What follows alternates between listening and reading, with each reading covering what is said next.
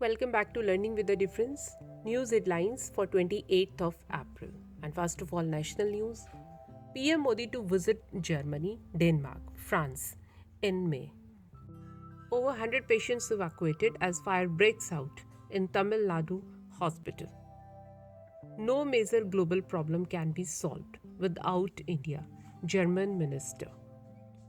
Bengal Chief Minister asked Education Minister to announce summer vacation in schools colleges from May 2. Foreign Minister S. Jaishankar's 3-day Bangladesh Bhutan visit begins on 28th of April. Spent 1,500 crore on fuel subsidy. Mamata Banerjee's swipe at center. And now some international news. Benazir Bhutto's son Bilawal Bhutto Zardari is Pakistan's new foreign minister. Measles cases surge 80%.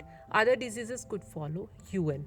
More than 23 million children missed out on routine vaccination in 2020. Black moon to partially block sun on April 30 in this year's first solar eclipse.